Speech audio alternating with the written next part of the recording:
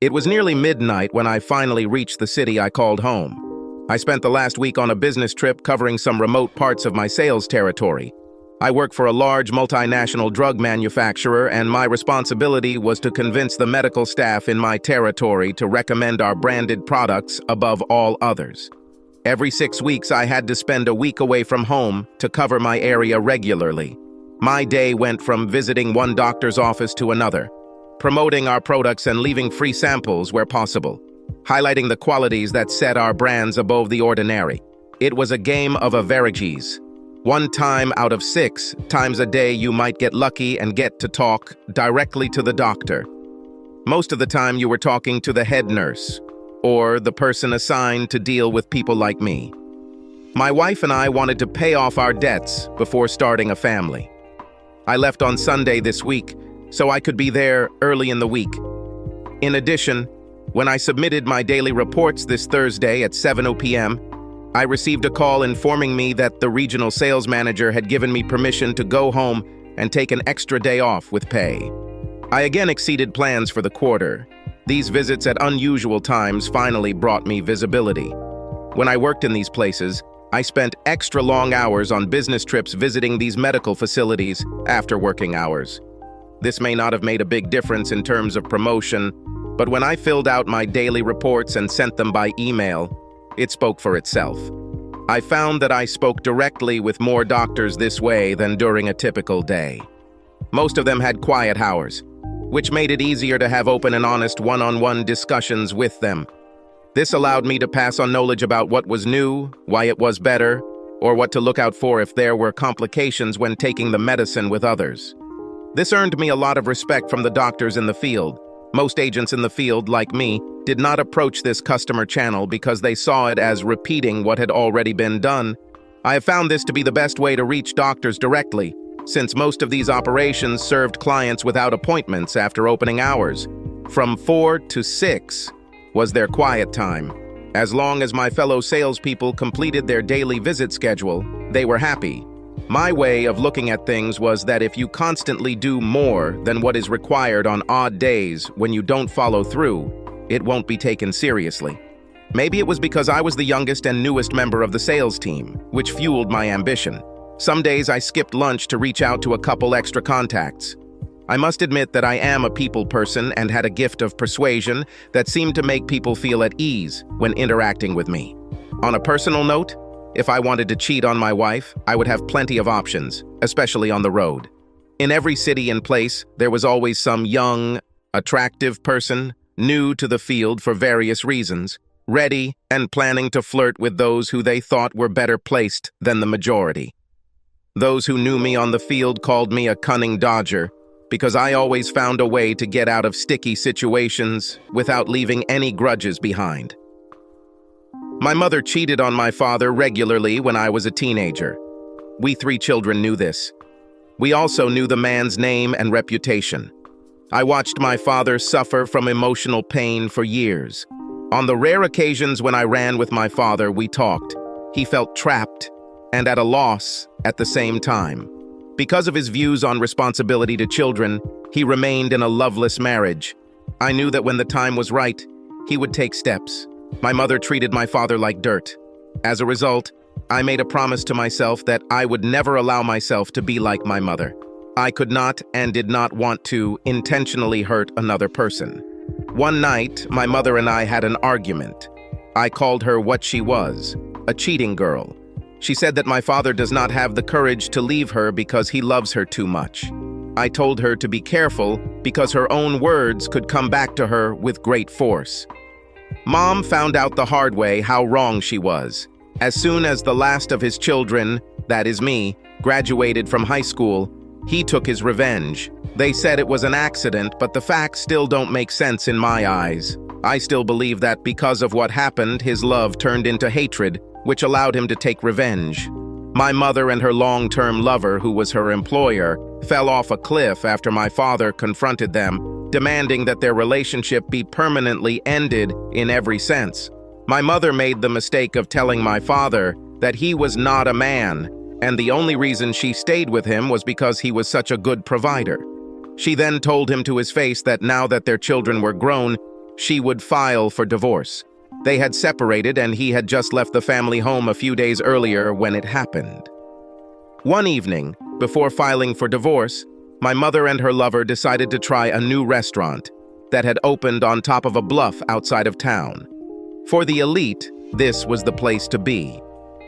Access to the restaurant was difficult as it was on a steep bluff overlooking the Mississippi River, so most used GPS to get to it. It appears that the GPS in my mom's lover's car was faulty and gave the wrong directions. They missed the restaurant by just a block and fell off a cliff in the dark during a storm. The police did not take into account in their investigation the fact that my father wrote the code and could easily have found a way to program it to fail. Her parents and relatives had a great discussion with my father about how to handle her funeral. He wanted to cremate her and nothing more. This led to a big argument, so he told them all what her relationship was with the man she died with. They wanted proof, so he provided it. He provided them with a video. From her own mouth, she stated how long their affair lasted and what she thought about her husband and her children. Let's put it this way. When they heard the evidence from her own mouth, her side of the family better understood my father's point of view. If they wanted to give her a big funeral, they could pay for it themselves. But I wouldn't come. None of us kids came either, because we all felt the same way. Her family eventually buried her very quietly under her maiden name. It seemed like the truths coming out of her own mouth said it all. Even her own family had no respect for her after my father revealed her true thoughts. The death notice appeared in the newspaper after it was all over. I turned the last corner heading towards our house when I saw someone else's car parked in our driveway. I stopped at the edge of the road opposite the curb to collect my thoughts because due to my parents' relationship, I was already on guard. I quietly approached the house, which was plunged into darkness. Using the flashlight function on my cell phone, I peered through the garage window and confirmed that my wife's car was there.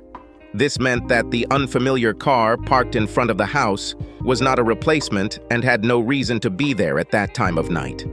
I checked the license plates on the car and found out they were local. Since my wife is allergic to alcohol, she could not serve such drinks to guests. I opened the front door after discovering that the security system was turned off. It was unusual. We usually turned on the alarm before going to bed. The wife's family home was burglarized when she was young, so as soon as we bought the house, the alarm system was installed and used constantly. I went to my gun cabinet and grabbed my double-barreled shotgun. I didn't know what was going on, but I wanted to be prepared for the worst in case. After loading it with one round, I took off my shoes and walked up the stairs to the bedroom. The door was wide open. I could see them both, deeply asleep, teared from the passion of their lovemaking. Thanks to one lamp on the nightstand, a huge man was sleeping on top of my wife's back. There was blood on the sheets. The room smelled of the stale smell of sex. It's time to make a decision. I quietly returned to the living room to think. Should I go back upstairs and remove them, as I believed my father had done, or not? I don't know how much time I spent thinking. Finally, I decided what to do. This was not the time and place to do what I thought my father had done, because there would be no chance for me to escape. This could not be presented as an accident. No matter what they did, I had to face the fact that they weren't worth going to jail for life over. It looks like my wife was having her period, which explains where the blood came from. No matter how you looked at it, it didn't look like consensual sex at first glance. So I called the police. I quietly called 911, explaining that I had come home to find a man I didn't know, apparently asleep after having sex with my wife. I asked them to send the police and come through the front door since it was open. After the call ended, I went back upstairs. I could already hear sirens in the distance. Entering the bedroom, I fired a shot at the ceiling. Gypsum dust fell all around and on them as they quickly woke up to see a gun pointed straight at their faces. Both my wife, Ginny, and Doug Drysdale were stunned and in shock. I was the last person they expected to see. This was going to get interesting. Before giving them a chance to compose themselves as they sat down, I spoke. For now, I suggest we all keep quiet, I said. The police are on their way. I am not a large man, weighing only 160 pounds, and standing 5 feet 9 inches. I'm still 32 inches around my waist. At school, I was involved in athletics. I excelled at long distances. This was something I continued to do every weekend because during a long run, I could feel the tension draining away from me. Ginny, my wife, weighed about 110 pounds, had a slender figure, firm buttocks, and beautiful full breasts. Her height was at most 5 feet 6 inches. She worked as an executive assistant at a law firm. We met in our first year of university and lived together for 2 years before getting married.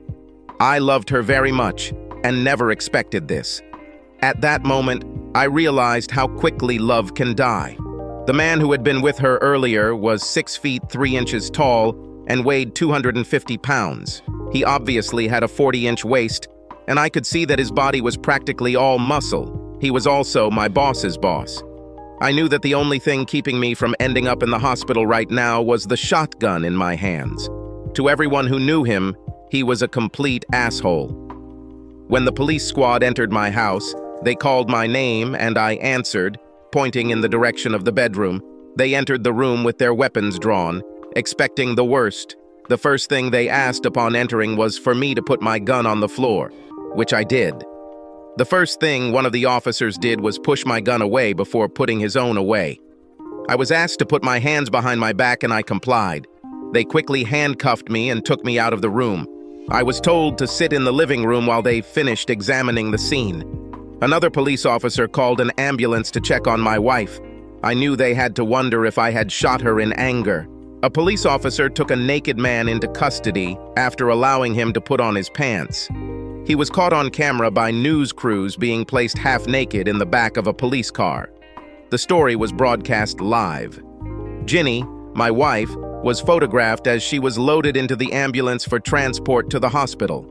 This is where things started getting interesting for me. I was going to be the center of attention. A female detective arrived and took charge. After speaking with 2 officers who were processing the scene, she approached me. I told her my story, explaining that I had returned home unexpectedly. She took me, still handcuffed, back to the bedroom and asked me to tell her my story as it happened. I showed her where I used the gun to shoot through the ceiling. When she checked the gun, she found that I had only loaded 1 round into it. "Very smart move," she said. "This shows that you were only trying to scare them to control the situation. Considering your size compared to his, your action can be justified. It also negates any charges of attempted murder, which I'm sure will be raised when I question them later." When she saw all the blood, she said out loud, "I would have thought something was wrong here too." I gave her my explanation of how it all happened and gave her my boss's cell phone number. I listened as she called my boss, waking him up from a sound sleep. Fortunately, he confirmed my story. It was noted that my presence at home was not expected, but due to my achievements at work earlier in the week, I was given Friday off. Credit cards will confirm the time I checked out of the hotel. I will be required to pay for the entire night, even though I checked out early. The fact that I was still wearing my work clothes was noted by the detective. The policewoman, after removing the handcuffs, suggested that I find a hotel room for the night and contact them tomorrow to find out when I would be allowed to return home. I told her I was going to go to the hospital emergency room to fill out medical forms and provide her insurance information. The female detective walked me to my company car. On the way to her, she gave me her business card. After checking, she discovered that my suitcases and product samples were still in the trunk. I heard her comment to herself, "It's good when a person's statement can be easily verified. It saves us time and doesn't force us to go in the wrong direction." The morning paper mentioned Ginny and Doug Drysdale. It was noted that this was adultery. "Colin, this is a disaster. Thanks to the media attack last night and this morning, the wives of other sellers have started to come out," Lucas said. "It seems our boss used our schedule to decide which woman he would deal with and when. We told our sales staff to have their wives report everything directly to the police station. Today is a lost day for everyone because everyone is upset about what happened. It's really confusing because some of the things these women are saying about Doug don't make sense. Headquarters is panicking that this is all coming out," Lucas explained. Thanks for letting me know, Lucas, but we still don't know what's wrong, I said. It's looking more and more like Doug planted something on my wife. If no charges are filed, I'm turning in my resignation. I won't work for the man who cuckolded me. Take your time, Colin, Lucas replied. Let me convey your thoughts to HR when I tell them what I've learned. You may not be the only one who feels this way. Either way, he has used his powerful position and knowledge in a way that could put the entire corporation at risk. Big legal problems that they didn't want. I'm giving you a week of paid medical leave so you can figure this out, Lucas said.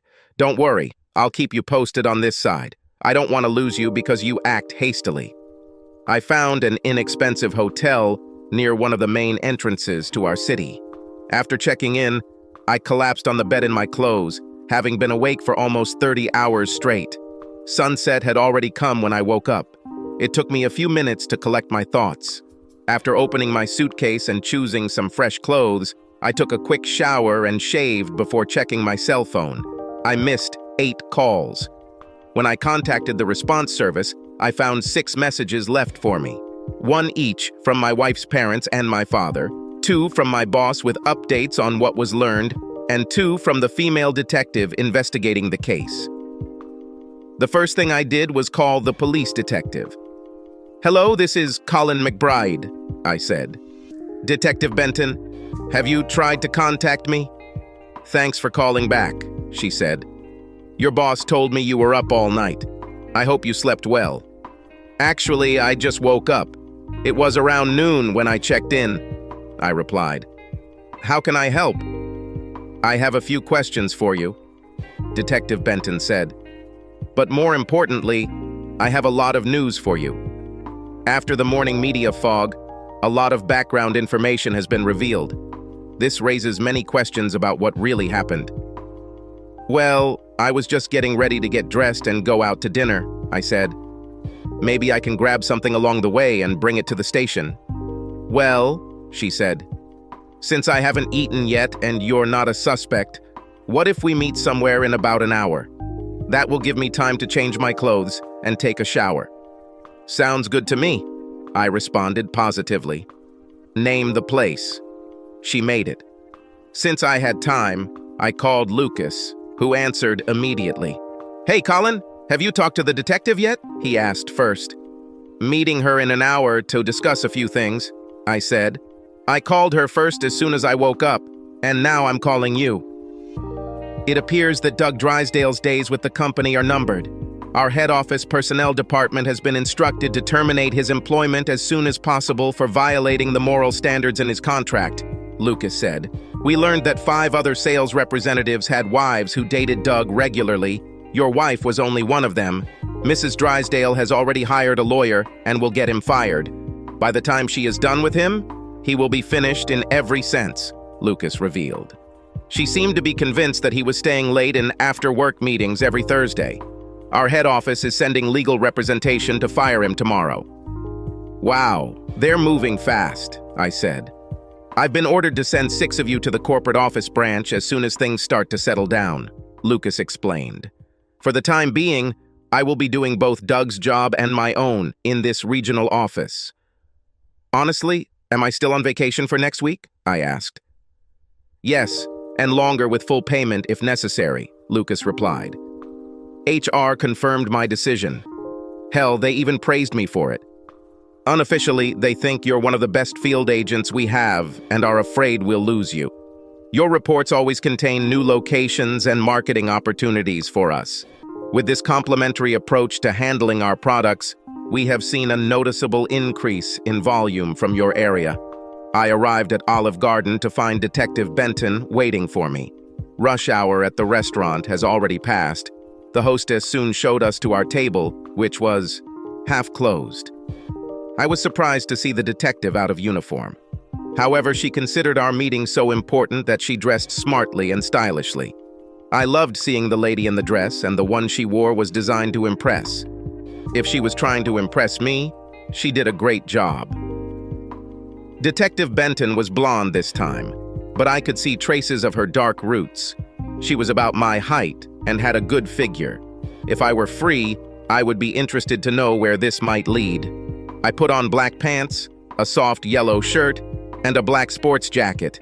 It wasn't anything special to me since it's what I wore to work.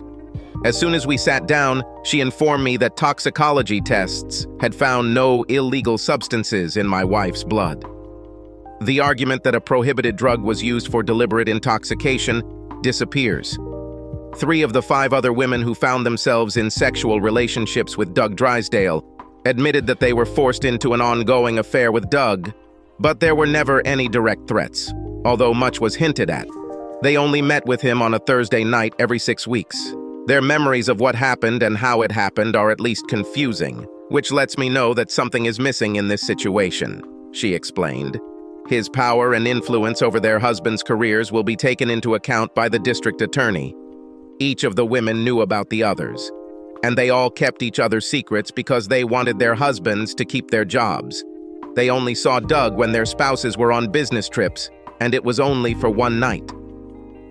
This gives the DA more leeway when considering charges. The 3 she's interviewed so far believe they were asked to try special sex and turned down Doug Drysdale more than once, but can't say for sure. They now feel that as a result of your intervention, they are freed from being used by this beast, if they ever were. The DA will have a lot of things to consider before moving forward with this. Their statements seem rote and deliberate, as if they were trained. What can I say? Even though there was power and influence, they were all adults and consenting adults, said Detective Benton. It leaves room for defense. If your wife said no, it's still considered that he took her by force, Detective Benton explained. Thanks for the information, Detective Benton, I said. With the knowledge you've given me, I can now move forward as if my marriage was over, even if things went too far that night. Ginny could have been honest about his intentions with me from the beginning of their relationship, and I would left her job. It seems like, given how long this went on, there was something else that attracted her. This implies that she felt or believed that there was something missing in me that she found in her relationship with him. Unfortunately, I will probably never know what it was or why. For some reason, Detective Benton had a big smile on his face. Colin, if we can get on the phone, my name is Fiona. It was actually a very enjoyable dinner. We both enjoyed the unlimited salad more than the pasta. With things completed, we both relaxed and began to get to know each other better. My wife's situation was never discussed again. It was almost 10 o'clock in the evening when we parted. As we were leaving the restaurant, she informed me that I could return home tomorrow. The forensic team has completed its work. After returning to my motel room, I called Ginny's parents and told them what I knew about Doug Drysdale's relationship with Ginny. According to other women involved in the case, the relationship between Ginny and Doug was regular. They met regularly when I was on business trips. This means that their relationship began about 6 months after I was hired. Both of them were in complete shock. I strongly advised them to contact their daughter and ask her where she would like to live, because I filed for divorce earlier in the week.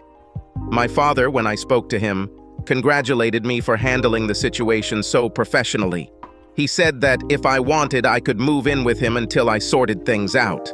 I told him I would think about it. On Sunday morning, I did something I hadn't done in years. I went to church. I walked in just before the service began, taking with me the Bible I had gotten from my motel room. My grandfather, although not a religious man, sometimes turned to the Bible to find answers when he didn't have any. I thought, what the hell? If it worked for him, it could work for me. The pastor's sermon was about forgiveness and letting go. One of the things he insisted on over and over again was that he needed to forgive himself for allowing himself to be in this situation. It was a point of view that I would never have thought of had I not heard it. I was just leaving the church, heading to my car to go home and start cleaning when Fiona saw me. She stood with an elderly couple, talking to the minister. "Colin, what an unexpected surprise," Fiona said. "Meet my parents." I walked up and met them. Fiona introduced me as a friend. Her father asked me how I liked the service. This led to him and I having a short conversation about forgiveness. Fiona seemed surprised to see me freely expressing my point of view. I said, The pastor never said this, but he made me think. If we haven't forgiven ourselves for what happened, can we really say that we have forgiven others even if we have told them so? Fiona's father laughed. Fiona, your friend not only listens with his ears, but also understands at the same time. The question he asked is something I will think about all day. Young man, perhaps you should write my sermons because even I will search the scriptures to find the answer to your question, the pastor said. Your perspective has given me a new perspective on the true meaning of forgiveness. I hope you will visit us again, because when someone questions my teachings, it forces me to develop a deep understanding. Fiona and her parents invited me to dinner. I refused, saying that I never eat a big meal before a long run. Fiona asked where I was going. I replied that it was to the university stadium, which had a circle a mile long. I was going to run it at least 3 or 4 times, maybe even more if I could. I hadn't planned to go for a run, but now I thought I should. It took about an hour to get to the stadium. I had just put my bag down and was getting ready to start my first lap when I saw Fiona walking towards me, dressed in her gym clothes and wearing a headband, on my head, like mine. We ran together. I had to slow down so she could keep up with me. After 3 laps, she had to stop. I ran another lap, this time really speeding up. When I finished, I sat down and took out a bottle of water. I took a long sip of water when she spoke. Fiona said, I'm a little out of shape because I didn't have a running partner. So when you mentioned your plans, I thought I should give it a try too. Thanks for slowing down so I could keep up the pace with you. No problem. It's nice to have company. I usually do this alone, I said. If I have time, I also like to go hiking and rock climbing to keep my leisure time varied. Trail of Tears? State Park has great hiking trails, Fiona said. The walk along the cliffs overlooking the Mississippi River can be quite challenging.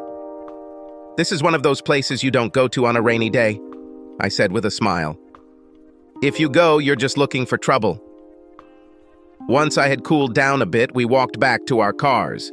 When I told my parents I'd skip lunch to try and join you for a run, Fiona said, my dad said, then try to get your friend to come to dinner. I told him I just met you during a police investigation. He laughed and said if that didn't scare him off, he wasn't the one in trouble, right?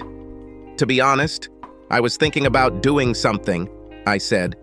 I was so angry that I could. We're all thinking about it, to be honest, Fiona replied. There are times when I think the simplest solution is to put a bullet between someone's eyes. But our morals won't allow us to do that. If I weren't so emotionally exhausted, I would gladly accept your parents' offer, I said. Until I sort out my emotions, it's best I don't do this. Fiona smiled and said, that's exactly what I thought you'd say. Call me next weekend if the weather is right. We could go camping. I said I would call and went home to start cleaning. I came home and changed into jeans and a t-shirt. I moved my things into the guest bedroom. I was about to collect some trash bags when I heard a knock on the door. Opening it, I discovered that it was my father-in-law and mother-in-law. They were just as devastated as I was. They visited Ginny but could not find out anything. My father-in-law helped me remove the mattress and bed base from the house. My mother-in-law packed the sheets for the trash. They told me they were there to pick up Ginny's clothes and personal belongings. Together, we carefully packed everything. I made it clear to them that I didn't think it was their fault. This prompted me to explain what I had learned so far about the whole situation. After I expressed what I was thinking, they had a better understanding of why I felt the way I did. Even they couldn't understand what Ginny was thinking. We both agreed that there had to be a lot more to figure out. After they left, I vacuumed up what I could. This gave me time to think. Something didn't work out in this whole situation. I walked over to her dressing table, which was littered with everything you could imagine. Ginny never left the house without makeup. It was in the top drawer of the dresser in the back that I discovered the vials. There were 7 of them, all labeled test samples of a drug in pill form that I didn't recognize. They were only found because I pulled out the entire box. I called Fiona immediately. 15 minutes later, the police were at my house again, taking photographs of how and where I found the evidence.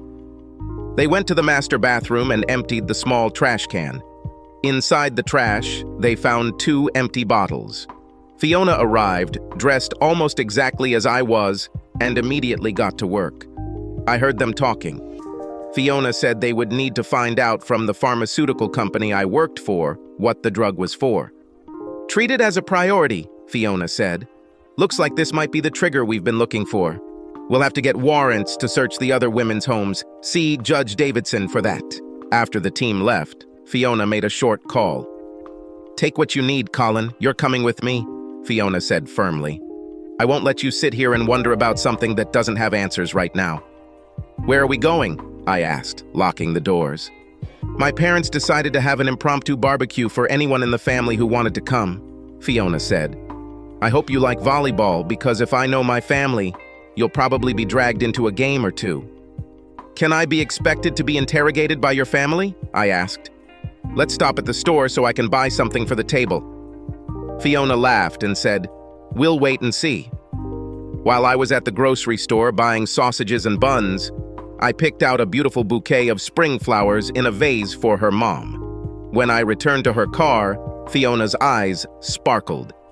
"This is for your mom, because I'm still a married man," I said. "It's thanks for the invitation." We didn't talk much the rest of the way, but by the time we arrived, there were already 4 or 5 cars on site. We walked around the garage and out into the backyard, where everything was in full swing. Fiona's mother was delighted with the flowers and noted that it was the first time in a long time that she had received flowers from anyone, much less a guest. We played 2 games of volleyball before someone suggested a touch game of American football. After the football game, everyone was amused that Fiona had brought a real professional. Everyone teased her as a joke. I noticed one little girl sitting off to the side, alone and sad. So I walked over and sat next to her. She was about 6 years old and had Down syndrome. I introduced myself to her, sitting down on the grass. I don't know what I did, but her eyes lit up and a smile appeared on her face. Everyone fell silent when I told her the story of a lonely monarch butterfly who couldn't fly and thought she never could. By the time I finished, the little girl was smiling because she learned that the little butterfly needed time to gain strength so its wings could dry. When I finished, it was time to eat. A little girl sat next to me. She asked me why I took a little of everything. I whispered that I didn't know who cooked it, so I wanted to make sure I liked it before I went for more. She laughed. Fiona's mom's neighbor said, "Thank you, Colin, for making my granddaughter feel like a real person. It's been a long time since I've seen her like this." "She is a real person," I said. "It is we who must understand that they relate to us and the world in their own unique way.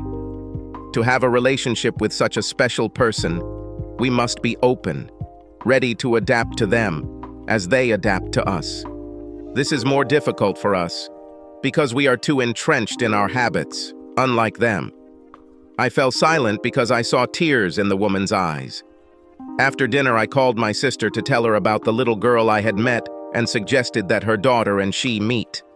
My sister was in favor, so I gave my mobile number to the baby's grandmother. "She lost her parents in a car accident a year ago. Her grandmother is overwhelmed with taking care of everything and is overprotective of her," Fiona said. "Who is she talking to on your cell phone?" "My sister and her daughter have the same situation," I said. It seemed to me that both girls needed a friend like themselves. Fiona snuggled up to me and kissed me tenderly on the cheek. Everyone noticed but said nothing. As we said goodbye for the night, Fiona's mother heard from her neighbor what I had done. "Colin, thank you for what you did. Elizabeth is thrilled that she will finally be able to talk to someone who is going through the same thing as her. They will meet at the park tomorrow after school," she said. "I don't know what brought you two together, but my husband and I hope we see you again." Fiona gave me a ride home, and I offered to make us coffee, but she declined, saying she was going to work to see if there was anything else she could find out. On Monday, I contacted the construction crew to come and repair the ceiling in the master bedroom and repaint the entire room. I called a garbage removal company to bring a container. When it arrived, I threw away the mattress and box spring. By the end of the day, I already had an appointment with a divorce lawyer scheduled for midweek. On Tuesday, I spent the day adding things to the recycling bin. Many things that were stored in the attic were disposed of. Jeannie's father came and we talked. He worried about healthcare costs. I told him that my insurance would remain valid until the divorce was finalized, but she would have to pay for the sharing herself. I had just left the divorce lawyer's office on Wednesday morning when Lucas called. "Colin, corporate security just informed me that a sample of a controlled substance from our company found on the wife of all of our salesmen was provided to them by Doug," Lucas said. "This is a new drug that is being tested for the treatment of dementia, but in this case it was used because of its side effects. It makes a person feel extremely excited and frees them from any feelings of guilt or fear. Because of the power of this drug, girls took it in high doses, and their minds were open to doing anything. If the police weren't looking for something specifically like that, they would never have found it. From what I just heard, it looks like Doug will be in jail for a very long time," I said. "He was providing them all with nothing more than a new version of the drug to get a girl into bed. The question is, how did he get it? Another question I have to ask is, what are the legal consequences of its use on unknown test subjects? Was he internal employee working on testing unknown to us?" "I really have no idea, Colin," Lucas said. "I will pass these questions on to higher-ups to see if they can provide answers." "You better, because it looks like the corporation was trying to cover their asses," I stated, "when they fired Doug so quickly." After this conversation, I felt the need to contact Detective Benton. I asked for her email address. I received it and responded with my own. I returned home and wrote an email with the conversation as I remembered it with my boss, Lucas. Then I sent it. After this was done, I sent a text message saying, "Check your email. It may be important." Around 3 o'clock in the afternoon, I had to sign for receipt of a registered letter delivered to me from Mrs. Douglas Drysdale. It was an offer to meet in person, which included her mobile number. I called her and we agreed to meet on Saturday afternoon at a small, secluded restaurant in Poplar Bluff. I was curious why she chose such a secluded place. Contractors spent Thursday and Friday renovating the master bedroom. Jeannie was formally notified of the divorce in her hospital room. Fiona called late Friday night to see if we were going camping.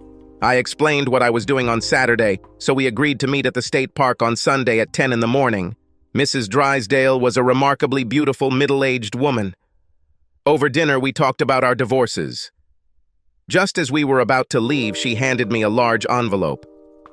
"Colin, Lucas was telling me about the questions you raised regarding my husband's actual corporate job," Mrs. Drysdale said.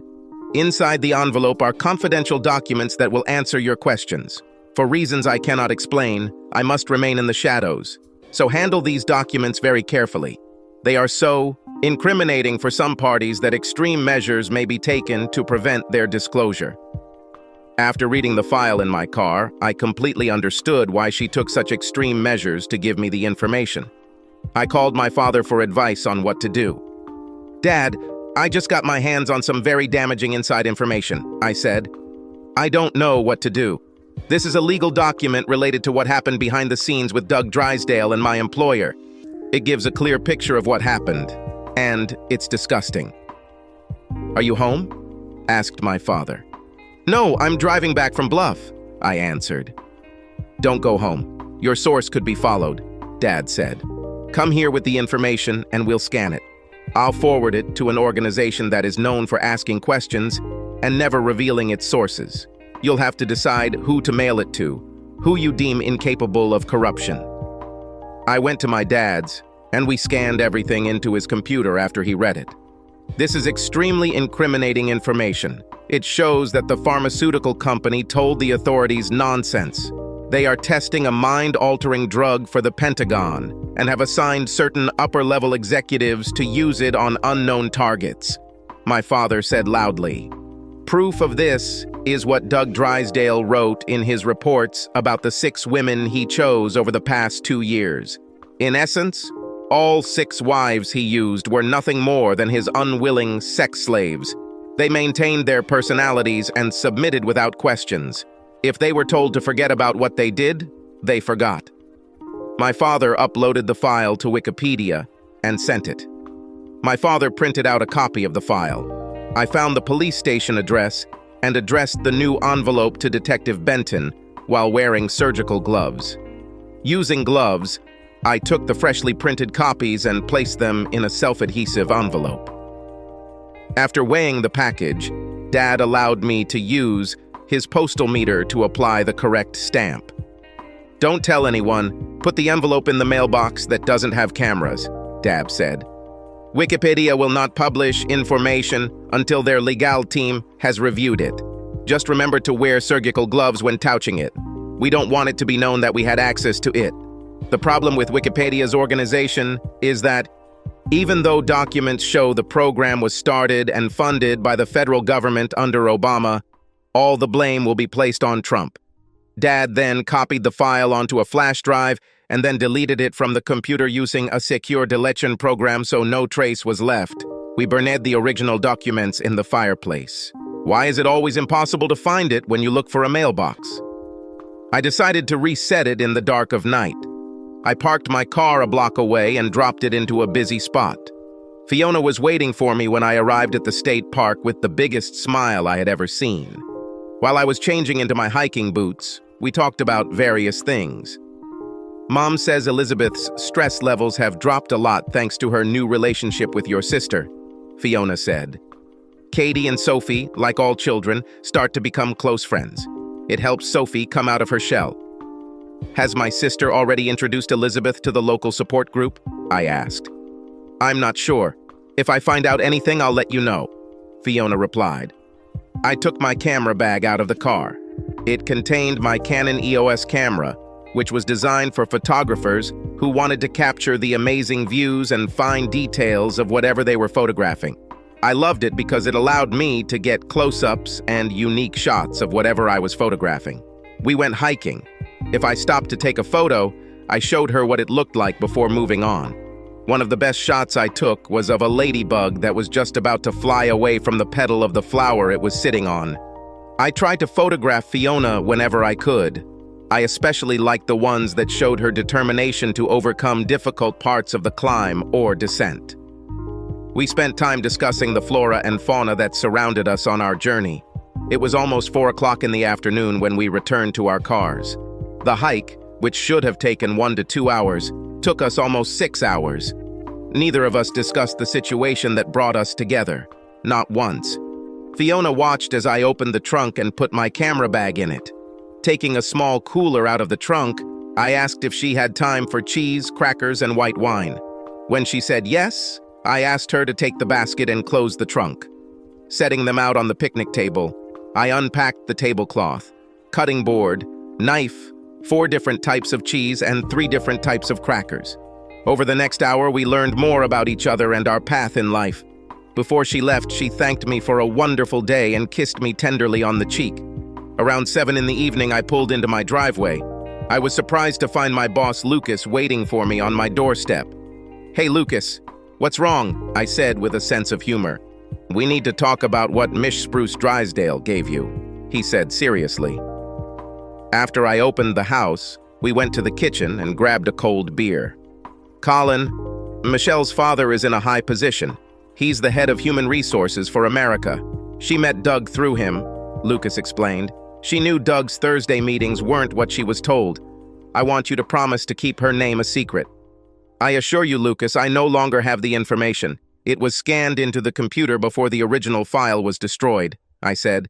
"The file was uploaded to Wikipedia, which will take at least a week before it is published. A copy was printed and placed in a new envelope, which was sent to Detective Benton. We made sure that there would be no fingerprints left because we used surgical gloves.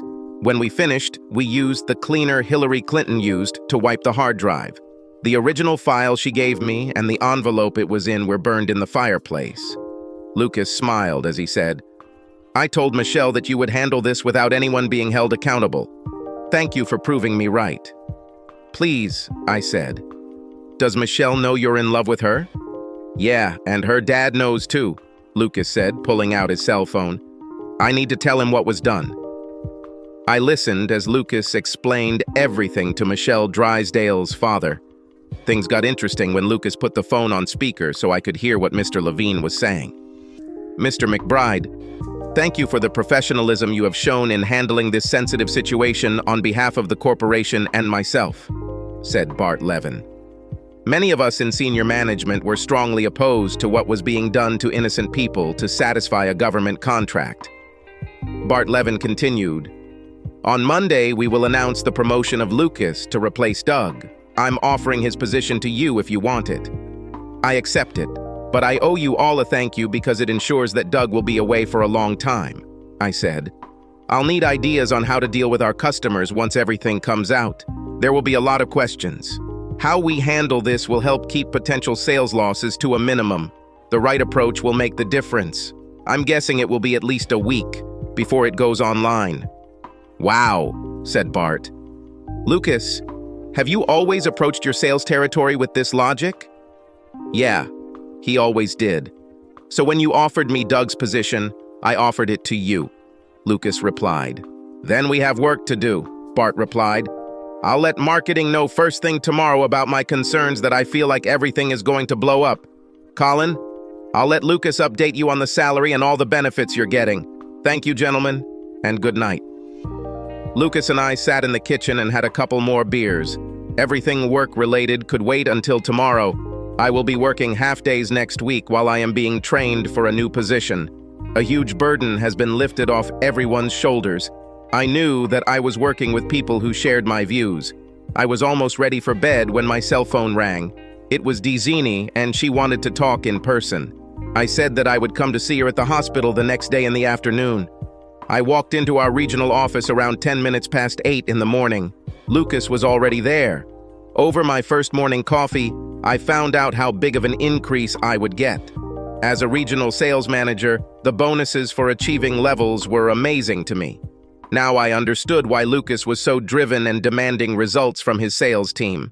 At my new level, I was given a choice. I could take the company car or get an annual allowance for the car and provide myself with my own. After learning how little Lucas actually rode, I decided to provide my own. The head office scheduled more sales representatives than we had on staff. So, together with the office assistant, we began to revise the routes and tighten the service area. Using the data, we learned that we had not visited more than 800 of these quick service locations in our area. Since our sales representatives only came into the office one day every 3 weeks, we had to schedule visits to these locations between 4 and 6 in the evening. I discovered that part of my job would be negotiating with hospital administrators about annual prices for the coming year. This will require more courtship and dinners than I'm used to. By lunchtime, my assistant and I sent our division's reorganization proposal to the central office for approval. If it is approved, Lucas will have to hire 2 more employees and 1 to replace me. The way in which the new routes were planned allowed each driver to reduce his daily mileage by an average of 150 miles. The annual gas savings alone will save you thousands and provide you with additional time to visit our customers. This eliminated the need for our representatives to regularly be away from their families. In our proposal, I suggested that route updates and revisions be done company-wide at a minimum of every 2 years. At 2 o'clock in the afternoon, I walked into Jeannie's room in the hospital. She was now sitting on a plastic ring filled with air. I asked her father to come with me because I wanted to keep calm.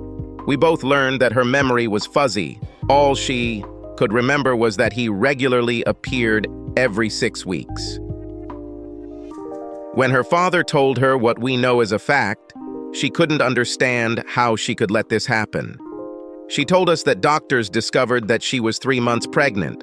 We both agreed that DNA tests should be done before discussing anything.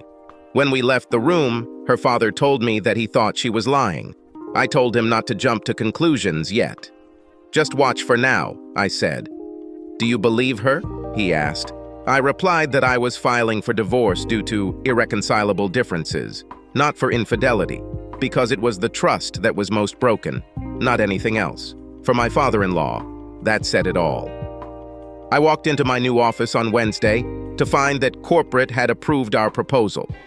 Lucas said he had tried this before, but it was the way the economic benefits were presented that made it acceptable to them. You've presented them with increased productivity, reduced costs, and greater coverage. In this game, it's a home run with the bases loaded. I took the time to find a florist and order a dozen yellow roses in a beautiful vase for Detective Benton to deliver to her office with a card that said, "Thank you for your friendship." It appears she was on the phone with the DA when they were brought in. She sent me a text message as soon as she was free. "The flowers are beautiful. Thank you. Dinner at 8 at Red Lobster." I replied, "Sounds good. I'll book a table." Before I left at the end of the day at 1 o'clock, I said to the assistant who was helping in the office, "Tony, I will be taking over as sales manager starting early next week. I would like you to become my executive assistant." Tony broke into a smile and said, "Yes."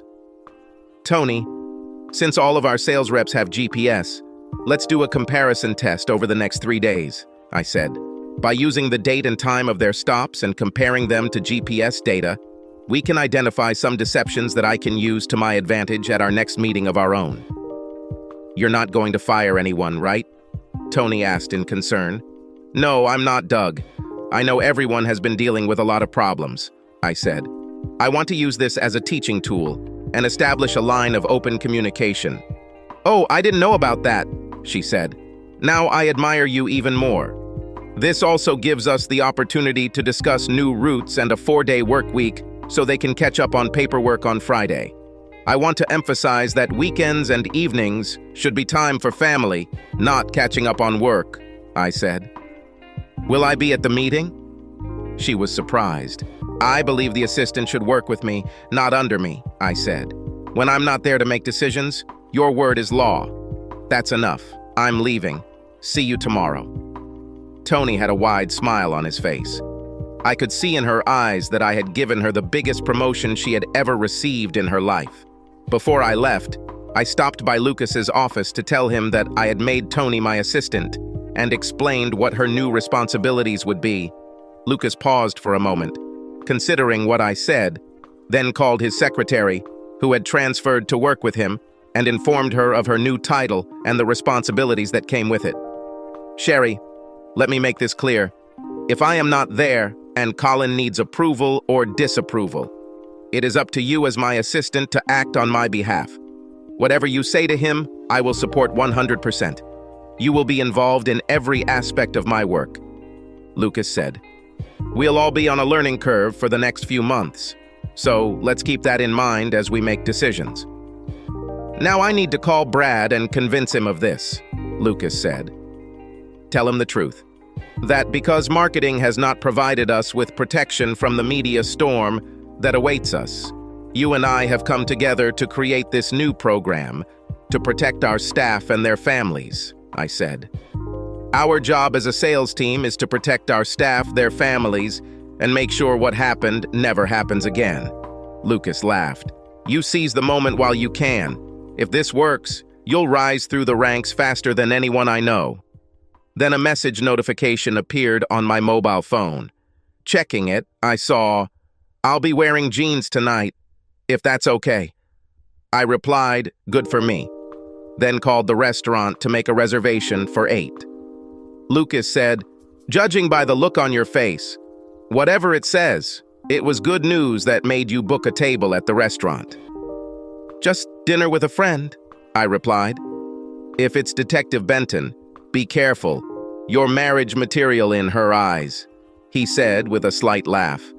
"When I met with her to confirm the time of your departure, she asked a lot of questions. We talked. She told me that she already knew that your marriage was over and was very proud of how you were handling it." On the way home, I stopped at a stationery store to buy a frame and some sheets of photo paper. I took a photo of Fiona's glowing face looking up at me, having just slipped and fallen while climbing in a difficult spot as she was ascending. It was a shot that captured the fullness of her bright eyes, which glowed with shared delight. It was as if you could see the laughter coming out of her at that moment. I printed the photo 8 by 10 inches and used a paper cutter to trim the edges. I then framed it into the frame I chose. The wooden frame perfectly accentuated the picture. The remaining images were uploaded to the cloud to be sold and promoted as wallpaper for computer screens. The last thing I did was put the painting in a small gift bag and covered it with construction paper. Fiona met me at the Red Lobster at 8 and we went inside. She noticed the gift bag but didn't say anything. We ordered the great feast for me. She wanted the scampi. I let her choose the wine. She really liked their cheese biscuits. We both took salad. While we were waiting for the food to begin, I offered her a surprise. Taking the gift bag, she opened it. It was funny to see her eyes sparkle with excitement. "It's wonderful. I don't think I've ever seen a photograph that captures me so well," Fiona said. "Can you make another copy?" "Of course, it only takes a minute to print." "Why?" I asked. "I want to give a copy to my parents," Fiona said, "because if I don't, they'll just steal this one from me when they see it." "Do you want me to frame it, or do you want to do it yourself?" I asked. "A photograph will suffice," said Fiona. "My mom will still replace the frame with one she likes better." During dinner, I informed Fiona about my promotion, which would take effect next week. She asked if it was worth it, and I explained what it entailed.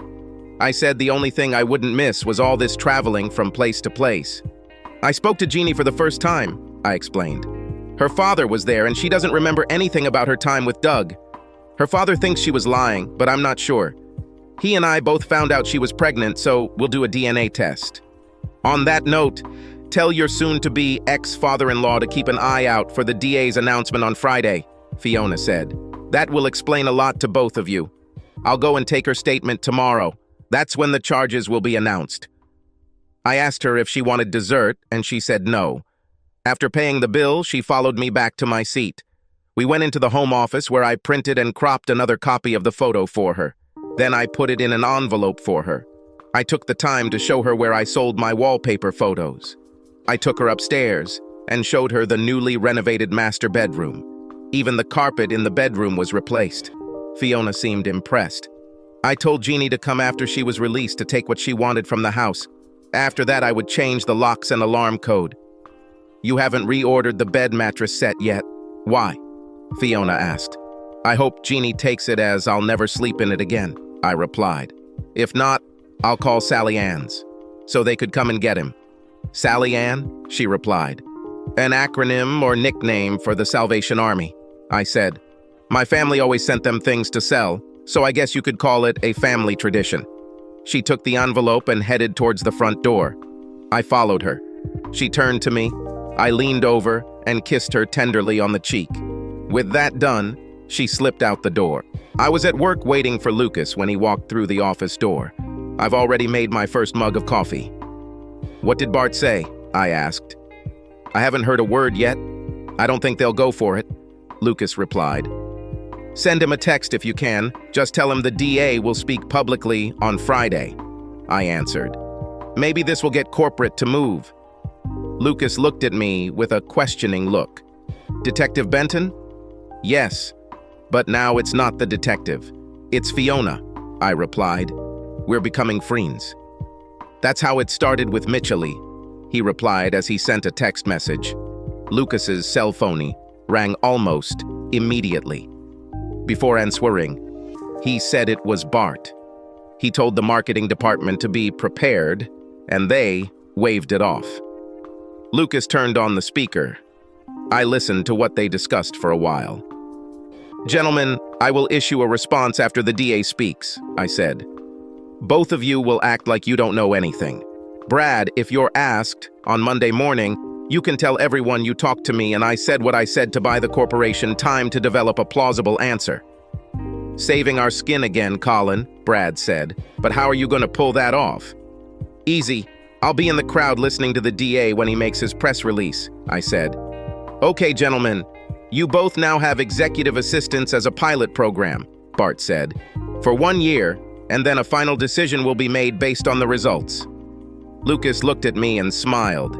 He then said goodbye and ended the call. "Well done. Are you sure you can pull this off?" "Just a minute. I'll call you," I said. I went into my office and called a personal friend who worked at a local television station. After explaining the situation, they said that this would be an ideal opportunity for them. "I'll be notified when the press is told what time it starts."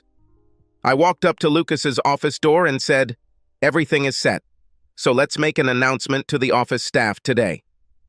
Lucas came out of his office and explained to the staff the promotion of our former assistants and my appointment as sales manager for the region. Lucas made it clear that the restructuring of the office and sales routes was made due to the events of the last few weeks. Colin and I believe the changes we have made will allow our staff to spend their personal time more on family time than catching up with work. These steps have been taken to ensure this never happens again. As I left at 1 o'clock in the afternoon, it was clear that there was new excitement in the air. It was funny to see Fiona standing next to the DA when he revealed what they found in Doug Drysdale's investigation. All 6 girls received drugs that affect the psyche, believing that they were trying a new type of contraception. The charges against him were finally announced. If found guilty, he faces a long prison sentence. I stood at the entrance to the hall, dressed as I usually dress for the weekend. Fiona finally noticed me, and I saw a smile on her face. The media bustle had been going on for about an hour when I entered the room. As soon as they noticed me, they asked me if I had anything to say. I made it clear that I was not speaking on behalf of the corporation, but as a representative of the staff as a whole in the regional office. I explained the changes in the management structure in the regional office and the appointment of 2 female assistants to the management team. I emphasized that we had reworked our sales routes and hired additional sales representatives to ensure that this never happened again in our regional office. As a result, our sales staff had to be at home every night. For us in the regional office, I can now say that the family structure of our staff is important to us all. This regional office will focus on protecting the moral values of our employees. After the noise died down, Fiona took my hand and led me to the district attorney. I congratulated him on the insight and truths he brought to light. He said, "You were tactfully wise to protect the regional office while leaving the corporation to its fate." I said, "I'm just an employee, at least until Monday, and now maybe less than that." The district attorney said, "If you lose your job over this, believe me, by the end of the week you'll have a job twice as good. Everyone who sees this on national television will want you on their team. You've proven yourself to be a master of diplomacy." "Thanks for the compliment," I replied. All this time, Fiona stood next to me, not letting go of my hand. As I drove her to her car, Fiona said, "I handed my mom the photo last night. She thought, as did I, that it was the best picture of me she'd ever seen. Both my parents want to take us to dinner as soon as I can arrange everything." I laughed and said, "But I'm still married." "In name only," Fiona said. "I saw you throw your wedding ring in the trash that Thursday night because the love you had for her had died. I'll be here until you're ready to start loving again." "Better call your mom and make this dinner happen," I said, before kissing her on the lips for the first time. Fiona called her mother. It was funny to me to hear her mother squeal with joy. They decided to go to a more expensive restaurant in the casino around 8 o'clock in the evening. The last time I was there was when it had just opened with my parents, and we all thought it was a flop. Jeannie texted me to let me know that family would help her move on Saturday. I said I'd make sure I wasn't around. This will allow her to decide for herself, freely, and without arguing with me. I followed Fiona to the house she rented. He was well looked after, and she had 2 female cats. While I was waiting for her to change, I went in and changed the message on my answering machine to say, "I need some alone time. If it's an emergency, send me an email. Otherwise, leave a message, and I'll get back to you tomorrow."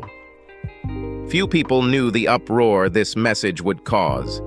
The fact that if someone actually listens to it, they will understand that I am not going to respond until tomorrow, no matter the circumstances. The interview with the district attorney made national news.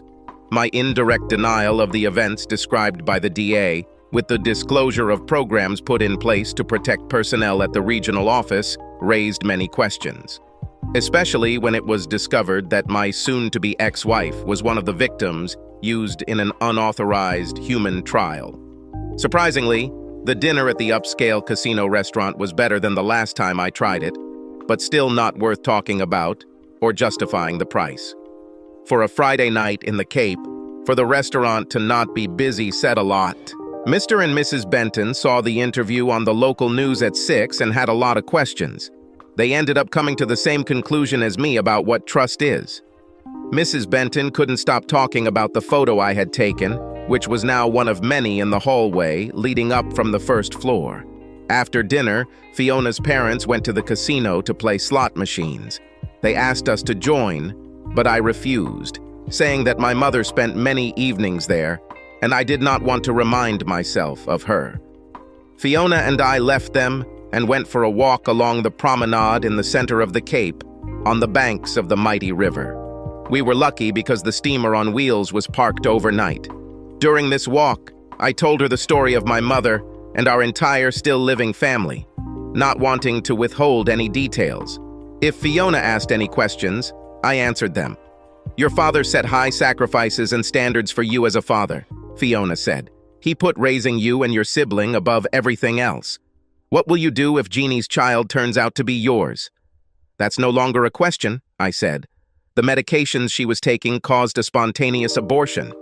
Doctors believe that because of the diet she had to follow in the hospital and the medications she was on for so long, thanks to Doug, her body was unable to carry a pregnancy." "Oh God," said Fiona. "Can this problem get any worse?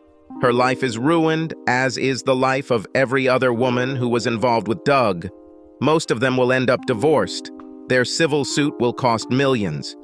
"What else needs to be found out about this drug?" I said with importance. "What side effects does it cause, and what consequences do they have in the long term?" Fiona looked at me as if I had hit her with something very important without warning. Gathering her thoughts, she said, "When we get home," Fiona replied, "I will send an email to the DA about your concerns and why. This is a question he needs to find an answer to as quickly as possible." It was almost 11 at night when I took her home. She invited me inside, but I refused. It was too early for any serious romance. I had just gotten out of the shower and was getting dressed this Saturday morning when my cell phone rang. It was Lucas, and everything went wrong. The corporate department is in a panic. They were upset that marketing didn't take HR's problems seriously. My statement, made to protect the regional office, was heard throughout the company. The R&D department was in big trouble. What they did was never approved. Heads will roll. Brad was complimented on the way he handled the situation by approving the changes we made. After careful consideration of my initial proposal, the board of directors saw its value in the current situation and told us to apply the changes we made throughout North America. I said, "The board of directors is going to kick out the R&D department, saying they were loners working behind the scenes." "Colin, the local DA is holding another press release. Do you have any idea what he'll say?" Lucas asked. "He will ask for details about the side effects of the drug they were experiencing," I said, "probably linking it to World War II, Hitler, and their attempts to create a super race." The swear words Lucas said were surprising because he came up with several that I had never used. "Surely Wikipedia is watching what's going on," I said, "through the liberal media. The information they ask for will only fuel the direction they go with it." "I better tell Brad about this," Lucas said. "Eventually, as soon as Michelle's divorce is finalized, we will get married. Tell Brad to advise the board of directors to find out who all received these trial drugs and encourage them to take a proactive approach by entering into out-of-court, non-disclosure agreements.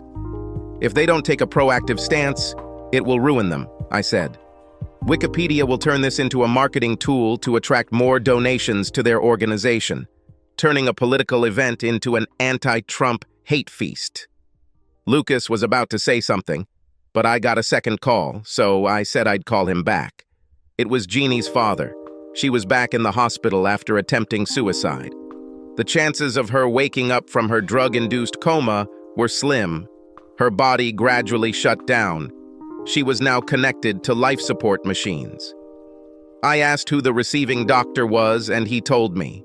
I spent the next hour explaining to the doctor what he might be experiencing. He honestly said that they were starting to run tests to see if there was any brain activity. I called Fiona to let her know what was going on. Less than 15 minutes had passed before she arrived at my entrance. She refused to leave my side for the rest of the weekend. It was the first time I tried her cooking. Monday was a busy day as I caught up with all of our sales reps on a group call first thing in the morning, introducing them all to Tony, explaining how we would proceed next. I then called the other 5 whose wives were victims separately to let them know what I thought they should do with their wives from a medical standpoint. Once they learned about my ex's suicide attempt and her current medical condition, they took my advice seriously. I told them to take a day and find the help they needed to move forward. I think I looked exhausted when Lucas finally walked into my office 3 hours later. The good news is that we were the only North American office involved in this, Lucas began as he sat down. 2 more sites have been discovered, one in Argentina and one in Georgia. A team of lawyers is already in the air to address the issue directly with the victims and their families. Those involved at the corporate office in Vienna have been handed over to Swiss authorities. I nodded my head. Jeannie's father and I just had a long talk. Doctors discovered she was brain dead. I'm going to pick him up and we're both going to go let them turn off the life support. I will be in the hospital with him as long as necessary until Jeannie takes her last breath. Lucas saw me stand up and head towards the exit. After I left, he called the staff together and told them everything that was happening. He then entered his office, closed the door, and called Detective Benton to inform her of what was happening. Jeannie was pronounced dead at 4 o'clock Monday afternoon. Her father and I have made arrangements for cremation with a memorial service. Her ashes will be interred in the family plot in a private ceremony. Early Tuesday morning, a murder charge was added to Doug Drysdale's case. On Wednesday, I returned to work to the surprise of everyone. Tony and I were getting ready for Friday's sales meeting.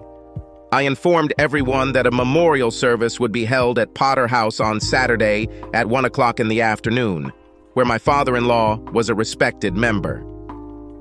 When corporate lawyers contacted me regarding my wife and the situation, I told them to contact my father-in-law because any settlement would be split in half.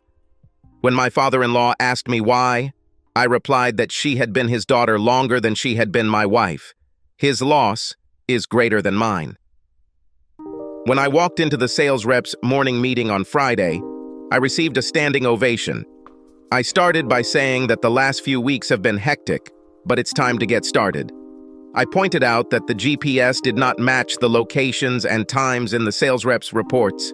I said, if you falsify reports and get caught, now Tony or I can fire you. If something comes up and you have to adapt your schedule, pick up the phone and call us. Keep us updated. If we know this, when the higher-ups start asking questions, and you all know there will be questions, we can look at our daily logs and explain. This is where Tony will explain the new routes, the new reporting system, and the new approved bonus system that comes into effect, I said. Tony, you have the floor. She gave a brilliant presentation to the representatives, supported the idea of visiting GP clinics with the increase in market sales that I demonstrated. She made it clear that thinking outside the box and doing a little extra work in the long run resulted in me becoming the youngest sales manager. Each of the sales representatives was delighted because now the system was set up so that they had more time for their families. I must admit that Potter House has done a good job. Bart Levin and his wife were in attendance, as were Michelle and Lucas, and Fiona and her parents. All the sales reps and their significant others showed up to give me moral support. I was surprised to see the DA and his better half. Most of the staff from where Jeannie worked were also present. Those who wanted were invited back to my father's for free food and drinks. We even provided leaflets with instructions on how to get there. Quite a lot of people came. During the service, I sat with Jeannie's parents and my father. During the post-service communication, Bart Levin handed me an envelope saying, "This is on behalf of the board of directors as a thank you for the way you handled everything. Your quick response on your part allowed the corporation to mitigate the entire situation, which bought you time to minimize publicity. Just so you know, we will cover the medical expenses of the sales reps and their wives for life and have agreed to a monetary settlement." Fiona was introduced to my father, Sean McBride, my sister Karen, her husband David, and her daughter Sophie. Everyone noticed how closely she stayed with me all day. My brother couldn't come home. He was overseas in the Air Force. Finally, after everyone had left, I relaxed and had my first drink. Fiona brought me a plate of food and said, "You should eat something because, knowing you, you haven't eaten anything all day." "How do you know?" asked my father. "Colin always eats better when he's relaxed," Fiona explained. What he faced in recent weeks was easy to imagine. My sister, always curious, asked, "Okay, Fiona, how did you meet my brother?" With a twinkle in her eye that showed her feelings for me, she said, "I was called on Thursday night because Control thought there might have been a shooting. The first time I met your brother, he was sitting on the couch in handcuffs with a smile on his face." "Colin, was she the detective who investigated all of this?" my sister asked. "Yes," I said. By the end of the first weekend, we were starting to become friends. With what we both went through, it brought us closer. So, to satisfy your curiosity, we are both interested in seeing where this takes us. Karen, Colin was with my parents when he called you about Elizabeth and her granddaughter. I encouraged him to come so he wouldn't have to worry about unanswered questions, Fiona said. It was watching him interact with Katie that made me want to get to know your brother better. Our region just completed 2 of its best quarters ever. The overall growth coming from this area was in the top 100 worldwide. We had many reasons to rejoice. My former father-in-law was able to retire early. The section we signed up for, even after sharing with me, secured him for life. Doug Drysdale's trial has concluded, and he has been found guilty on all counts. I sold the house with all the furniture and moved in with my father. The 2,000 shares that the board of directors gave me were in a safe deposit box at the bank. Fiona and I are still together. Her birthday was on Sunday. Her parents threw a birthday party at Home A. This time, my whole family will be present. Even my brother John, who was home on holiday. It was a joy to watch Fiona open her birthday presents one by one. I retreated without saying a word. It was funny to hear whispers that I had nothing for her, and everyone wondered why. Just as Fiona was about to thank everyone for the wonderful gifts, I walked up to her and stopped her in her tracks. "Fiona, you told me you would wait until I was ready to love again. I don't know when it happened, but it happened," I said, getting down on one knee and taking the ring box out of my pocket. "Fiona, will you marry me?" Fiona was as amazed as everyone else, except for one thing, because we hadn't even discussed it. Luckily, she said yes. We cemented our union with a very public, passionate kiss. The birthday turned into an even bigger celebration for both of us. Later, we returned to her rented house, celebrating in our own way. We were getting heated, and I started undoing my buttons when she said, "We're both going to have to take a cold shower because I'm not taking my pills. Subscribe to our channel so that your second chaff doesn't cheat on you, and go ahead and listen to the next story, because this story is nothing compared to the next one."